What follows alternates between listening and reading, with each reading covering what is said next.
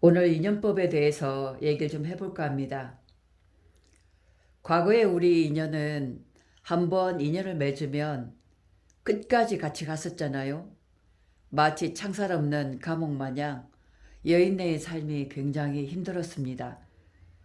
그 당시만 해도 직업도 없었고 사회적인 위치라든가 영향력이 여자가 많이 약했기 때문에 참고 살았고 어쩔 수 없이 살아갔던 그런 삶의 연속상이었잖아요.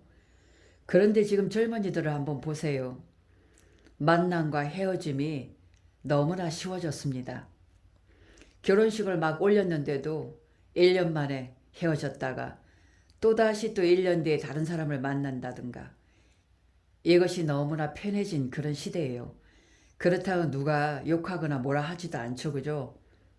결국은 지금은 나에 맞는 사람, 나에 맞는 짝을 찾기 위해서 만남과 헤어짐, 또 만났다 헤어졌다를 반복하는 겁니다. 그렇게 몇 번의 반복을 통해서 진짜 내 짝을 찾아가는 거예요. 이 세상에 이치라는 것은 절대 나쁜 게 없습니다. 내가 옳다고 주장하면 옳은 거예요. 그만큼 요즘의 인연법이 과거에 비해서 굉장히 자유로워졌다는 거죠. 그런데 사주 8글자를 보면 내가 어떤 유형의 사람을 만날 것인가, 그것이 이미 다 좀 정해져 있어요. 그래서 우리가 어떤 사람을 만나느냐, 우리가 이것을 궁합이라고 하잖아요, 그죠? 이렇게 합을 이룬다는 게 참 중요합니다. 그리고 이 궁이라는 것은 그 자리를 얘기하는 거거든요. 지지에 보면 지지마다의 어떤 합들이 있습니다. 그 합을 통해서 나와 사회적으로 유대관계가 맞는 사람을 만난든지, 안 그러면 마음적으로 서로 통하는 사람을 만난든지, 여러 유형이 있을 수 있겠죠. 첫 번째로는 우리 사주를 보잖아요. 사주를 보면 내가 없는 오행이 있어요. 없는 오행. 예를 들어서 여자 사주에 무관입니다. 남자가 없는 사주예요. 근데 이분이 어떤 남자분을 만났어요. 그 남자분 사주를 봤더니 무재성이네. 이분은 또 여자가 없어. 묘한 만남이죠, 그죠? 서로 부족한 오행끼리 같이 만나서 지금은 잘 살고 있습니다. 처음에는 이 사주에 없는 관이 들어오잖아요. 그러면 부닥치고 좀 싸우기도 하고 힘이 들어요. 남자 역시도 없던 재성이 들어오면 처음에는 감당하기가 힘들어요. 그러다가 시간이 지남에 따라서 경험치가 생겨나면서 서로가 잘 맞아 떨어지는 그런 유형이다. 그래서 이 사주에 없는 오행이나 빈약한 오행 있죠. 빈약한 오행. 이런 것들 지지에만 있으면 이게 기운이 약한 겁니다. 근데 그 기운이 천간으로 올라온 그런 분을 만난다면 그 역시도 맞는 인연법이다라고 볼 수 있는 거죠. 그리고 우리가 사주를 볼 때 우리 궁합을 어디서 보냐면 일주, 일주 중에서도 일지의 합이거든요. 이것이 서로가 맞아야 하면 됩니다. 예를 들어서 엊그제 본 사주인데 이분이 갑자일주예요. 여자분이세요. 근데 남편은 병진일주였어요. 갑목이 가고자 하는 것은 병화를 그리워하거든. 사주 자체가 좀 물기운이 많았습니다. 그러니 얼마나 병화를 선호하겠어요. 일지를 보면 신자진 이렇게 합을 이루었죠.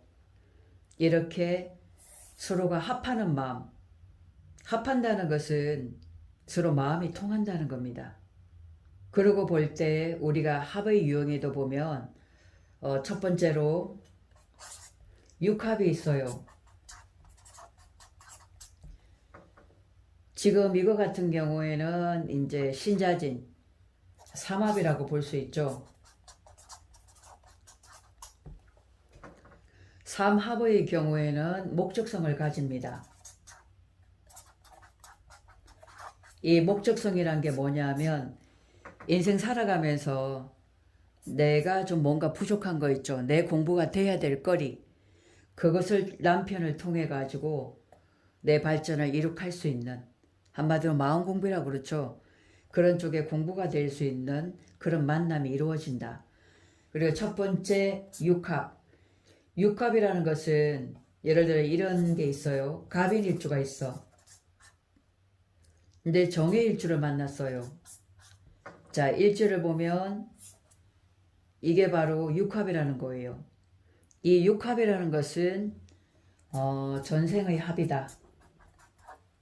전생의 인연이다. 이 둘의 만남은 끊어지지 않아요. 그래서 부부의 합이다라고까지 얘기를 하고 있습니다. 그래서 우리가 먼저 일지의 어떤 합을 볼 때는 육합을 먼저 보라라고 얘기를 하죠. 그 다음에 이제 방합이라는 게 있습니다. 방합이라는 것은 결속력이 굉장히 강해요. 이거는 가족의 합이다라고 볼 수 있거든요. 우리가 형제, 자매, 혈연 이런 쪽의 인연이 된다. 그래서 예를 들어서 을해가 있어. 을해 일주가 있는데 개축을 만났어요. 일주가. 그럼 어떻게 돼요? 이게 해자 축으로 이제 묶이게 되죠. 이제 이런 일주는 굉장히 결속력이 강하다. 쉽게 헤어지지도 않고 오래 갈 수 있는 그런 합이다라고 볼 수 있는 겁니다. 그리고 우리가 세 번째 볼 때 우리 조우라고 부르죠. 조우. 조우의 만남이 있어요. 내 사주가 너무나 차갑고 냉하단 말이에요. 그러면 지금 갑목 같은 경우에가 자월에 났다. 그러면 너무나 차갑잖아. 얼어 있거든. 좀 따뜻한 분. 내 몸을 녹여줄 수 있는 그런 분을 만나야 되고, 너무나 몸이 또 화기가 넘치는 분 있잖아. 열이 막 엄청나게 넘치는 분. 이런 분들은 수균 있는 이런 차가운 분을 또 만나야 된단 말이에요. 그래서 인연법에 있어서도 이런 조우적인 이런 만남도 중요하더라. 또 이런 만남이 이루어집니다. 그리고 이제 네 번째로는 우리가 양권도 있고 음권도 있어요. 우리가 대화가 잘 통한다라고 얘기하죠. 양권은 약권끼리 잘 맞을 수 있고 음권은 음권끼리가 또 잘 맞을 수가 있습니다. 음양이 달리 만난다면 서로 각자의 삶을 살아갈 수가 있어요. 양권에는 뭐가 있느냐 하면 을, 병, 무가 있죠. 이거는 같이 가는 기운이에요. 뻗어나가는 기운이잖아. 그죠? 그렇게 하고 경금, 개수가 있어요. 을병무는 이 경금, 열매를 맺으려고 하는 겁니다. 그리고 이 개수는 무게합을 하죠. 그죠? 그래서 양권에 속하는 거예요. 음권에는 뭐가 있느냐 하면 갑, 정, 기, 그리고 신, 임이 있죠. 밖으로 나서서 활동한다면 이거는 안으로 내 역할을 해나가면서 대중을 끌어들일 수 있는 그런 기운이에요. 그래서 음권과 양권의 만남, 양권은 양권끼리, 음권은 음권끼리 그렇게 만났을 때, 예를 들면 갑목과 정화가 음권이잖아요. 이렇게 만나면 참 좋습니다. 그리고 양권끼리 을목과 병화가 만난다든지 그런 식으로 같이 만난다면 서로 대화도 잘 통할 수 있고 소통이 용이하게 이루어질 수가 있는 겁니다. 다섯 번째는 격국 있죠. 월지. 이것이 투관돼 가지고 사주 내에 그 필요한 용신이 있죠. 용신이 되는 그런 사람이 또 인연이 될 수가 있습니다. 자, 여섯 번째로는 아까 지지의 합을 말씀드렸어요. 이 지지의 합은, 그러니까 일지가 먼저라고 했죠. 일지의 합. 그리고는 또 월지가 있어요. 월지의 합도 있을 수 있고, 근데 연지의 합도 있을 수 있다. 월지하고 연지의 합이라는 것은 사회적인 합이에요. 사회적인 어떤 명분이라든가, 그러니까 직장을 통해서 만나는 그런 사람도 그렇고, 또 사회적으로 우리 함께 뜻을 세워가지고 이것을 한번 크게 이룩해보자. 그런 어떤 목적성을 향해가지고 함께 나가고자 하는 거. 또 월지 같은 경우에는 부모 자리잖아요. 여기는 조상이고. 조상과 부모와 인연이 돼가지고 연결해준 그런 인연이 될 수도 있습니다. 맞춤형. 나에게 맞는 사람을 찾아 나서라.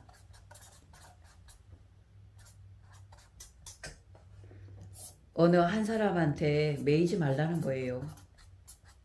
이거는 결국 뭐냐면 집착이거든요. 집착에서 벗어나야 돼요. 집착하면 안 돼. 내 거 니 거가 어디 있습니까? 서로 안 맞으면 깔끔하게 헤어져서 새로운 또 다른 사람을 만나면 되는 겁니다. 내가 한 사람에게 집착하다 보면 내 인생을 잘못 살 수가 있는 거죠. 인간이 태어난 것은 내 인생을 살기 위해서 태어난 거예요. 나를 위한 인생을 사셔야 돼요. 그러려면 억지는 없어야 돼. 누구를 위한 어떤 희생이라든가 그런 거는 있어서는 안 된다 그 말이에요. 서로가 좋아야지. 서로가. 그죠? 서로가 좋아져야 됩니다.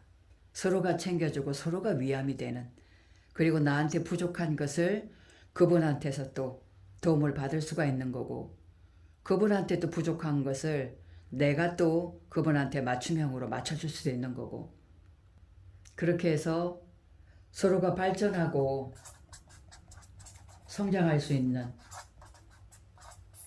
그런 인연들이 되어야 된다. 그렇게 볼 수 있겠습니다.